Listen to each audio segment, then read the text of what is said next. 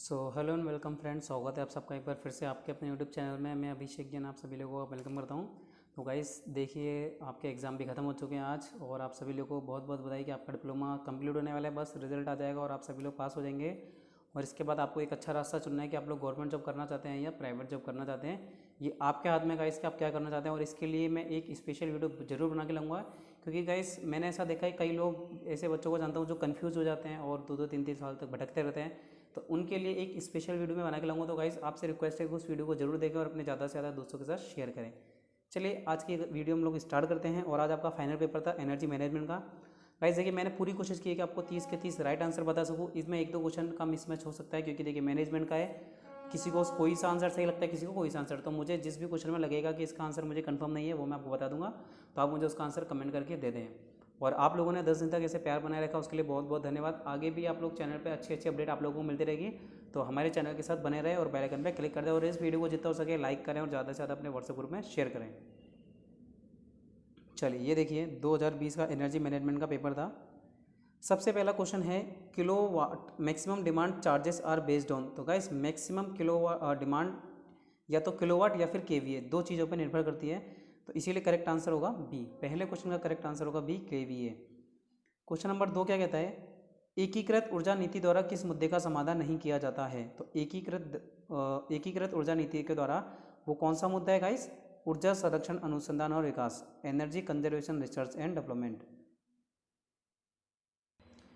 इस क्वेश्चन का आंसर देखिए, सी और डी इन दोनों में से एक होगा, रिड्यूसिंग प्राइस ऑफ एनर्जी, ये भी हो सकता है। तो आप लोग बताएं भाई क्वेश्चन नंबर 2 का करेक्ट आंसर क्या होगा। वैसे तो सी है, आप लोग फिर भी बताएं। अगला क्वेश्चन है, विच of the following is standard for energy management system. तो इसका करेक्ट आंसर 100% आंसर सही है, डी, ISO 50001। क्वेश्चन नंबर 4, ऊर्जा की खपत अर्थव्यवस्था के सभी क्षेत्रों द्वारा की जाती है, लेकिन विभिन्न अनुपात में होती है। भारत में कौन सा सेक्टर सबसे बड़ा उपभोक्ता है। तो भारत में सबसे बड़ा बिजली का कंजम्पशन किया जाता है गाइस इंडस्ट्रियल द्वारा, इंडस्ट्री होती है उसके द्वारा, इसीलिए चौथे का correct answer C. Question number 5, निम्नलिखित में से कौन सा डिमांड साइड मैनेजमेंट का उपाय नहीं है, यानी कि which of the following is not a demand side measurement measure. Question number 5 correct answer होगा B, maximising fossil fuel based energy utilisation. Question number 5 का बी आंसर करेक्ट है।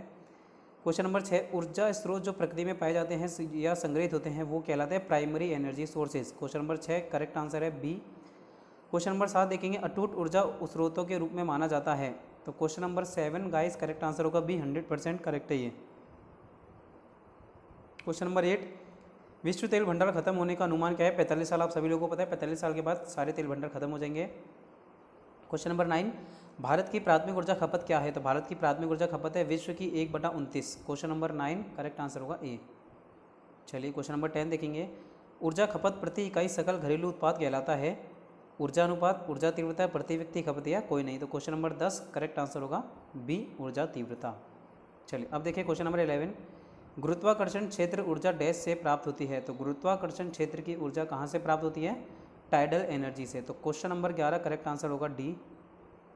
और क्वेश्चन नंबर 10 का आंसर गाइस बी है, ध्यान रखेंगे, energy intensity. और question number 11 का करेक्ट आंसर है डी।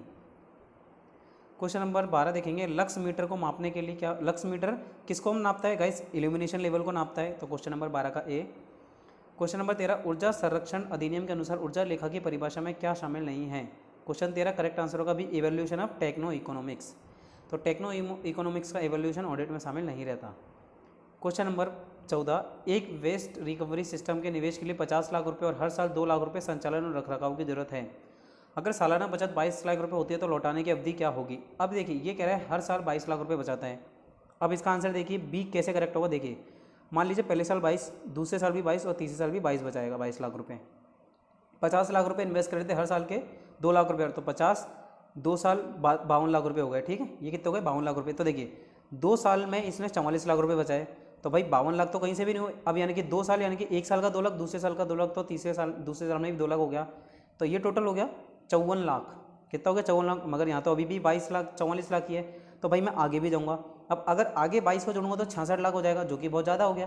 भाई प्रॉफिट तो कमाना नहीं, अपने को सिर्फ पे बैक पीरियड देखना है कि जितना मैंने इन्वेस्ट किया है उतना मुझे कम मिलेगा, पे बैक पीरियड ये होता है।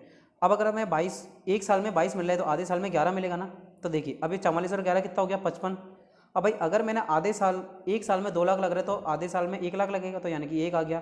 तो ये देखिए ये टोटल 5, 2, 52, 54 और 55 लाख, यहाँ पे हो गया इन्वेस्टमेंट 55 लाख, और यहाँ पे मुझे 55 लाख मिल भी है कितने, 2.5 साल में। यानी कि करेक्ट आंसर क्या हो गया आपका 14वीं का बी, 2.5 लाख। क्वेश्चन नंबर 15, यदि एयर कंडीशन कंप्रेसर द्वारा खपत की जाने वाली शक्ति 1.7 किलोवाट प्रति टन रेफ्रिजरेशन है तो इसका ऊर्जा दक्षता अनुपात वाट बाय वाट क्या होगा, ये होगा 2.1। क्वेश्चन नंबर 15 करेक्ट आंसर होगा 2.1 बी। चलिए क्वेश्चन नंबर 16 देखेंगे। बल्ब द्वारा उत्सर्जित चमकदार प्रवाह और बल्ब द्वारा खपत शक्ति का अनुपात क्या कहलाता है, ये कहलाता है ल्यूमिनस एफिशिएंसी। ल्यूमिनस एफिशिएंसी यानी कि चमकदार प्रभावकारिता। क्वेश्चन नंबर 16 का बी। क्वेश्चन नंबर 17 देखेंगे अब। Which of the following statement is false regarding air receiver, air receiver के संबंध में इनमें से कौन सा असत्य है। तो क्वेश्चन नंबर 17 करेक्ट आंसर होगा C, it increases compressor efficiency. Question number 18, वाणिज्यिक उद्देश्य के लिए उपयोग किए जाने वाले भवन को ऊर्जा संरक्षण अधिनियम 2001 के तहत ऊर्जा संरक्षण भवन कोड का पालन करने की आवश्यकता होगी। ये है कनेक्टेड लोड तो 500 किलोवाट होना चाहिए और अनुबंध मांग 600 केवी तक होनी चाहिए। ये है करेक्ट आंसर 18 का 100% करेक्ट है डी। क्वेश्चन नंबर 19 देखेंगे। ऊर्जा संरक्षण अधिनियम के तहत नामित उपभोक्ता को अनिवार्य ऊर्जा लेखा आयोजित करना आवश्यक है। क्वेश्चन नंबर 19 करेक्ट आंसर होगा गाइस क्वेश्चन नंबर 19 का ए, बाय सर्टिफाइड एनर्जी मैनेजमेंट के मैनेजर के द्वारा ऑडिट किया जाता है। क्वेश्चन नंबर 20, बीईई का पूरा नाम क्या है, bureau of engineering efficiency. Question number 21, ऊर्जा संरक्षण अधिनियम 2001 की प्रमुखता क्या है, ये सभी इमारतों के लिए ऊर्जा संरक्षण भवन कोड निर्धारित करता है। क्वेश्चन नंबर 21 का B. Question number 22, transmission line की ट्रांसमिशन दक्षता कैसे बढ़ेगी, जब पावर फैक्टर और वोल्टेज दोनों में वृद्धि होगी। तो क्वेश्चन नंबर 22 का बी। क्वेश्चन नंबर 23, निम्नलिखित में से कौन सी ग्रीन हाउस गैस नहीं है, SF6 एक ग्रीन हाउस गैस नहीं है। क्वेश्चन नंबर 24, ग्लोबल वार्मिंग का परिणाम क्या होगा, यानी कि कौन सा कथन सत्य नहीं है। तो क्वेश्चन नंबर 24 करेक्ट आंसर होगा डी, अप्रत्याशित जलवायु pattern. Question number 25, green house प्रभाव में कार्बन डाइऑक्साइड, देखिए वैसे अगर आप बुक्स वगैरह में देखेंगे तो गाइड 54% था, मगर यहाँ वो नहीं दे रखा, तो देखिए 90 या 30%, और मुझे लगता है 30% मोर परफेक्ट आंसर होना चाहिए। बाकी आप लोग भी कमेंट करके बताएं। क्वेश्चन नंबर 26, ओजोन में कमी की प्रक्रिया का कारण क्या है, भाई ओजोन में किस वजह से कमी आती है, ठीक है। तो क्वेश्चन नंबर 26 करेक्ट आंसर क्या होगा, the ozone depletion process is due to chlorine atom destroying ozone molecule, या फिर CHC PFC। तो ये करेक्ट आंसर होगा डी, 26 का डी। क्वेश्चन नंबर 27, ईंधन के दहन से निम्नलिखित घटकों के उत्सर्जन के कारण अम्लीय वर्षा, तो एसिड रेन का कारण क्या है, सल्फर ऑक्साइड और नाइट्रोजन ऑक्साइड। क्वेश्चन नंबर 28, निम्नलिखित में से कौन सा सतत विकास की आधुनिक अवधारणा पर अधिक केंद्रित है। क्वेश्चन नंबर 28 करेक्ट आंसर होगा D, all of the above. Question number 29 देखेंगे। संयुक्त राष्ट्र द्वारा सतत विकास लक्ष्यों की संख्या क्या है, करेक्ट आंसर होगा 29 का 17। 30 नंबर देखेंगे। जब प्राकृतिक संसाधनों की खपत प्रकृति की भरपाई करने की क्षमता के बराबर हो तो स्थिरता होती है। क्वेश्चन नंबर 30 करेक्ट आंसर होगा बी, स्टडी स्टेट इकोनॉमी। तो क्वेश्चन नंबर 30 का करेक्ट आंसर हो गया बी। तो ये थे गाइस आपके 30 ऑब्जेक्टिव क्वेश्चन, और इसी के साथ आप लोगों के एग्जाम कंप्लीट हो चुके हैं। तो सभी लोगों को ऑल द बेस्ट आगे की लाइफ के लिए।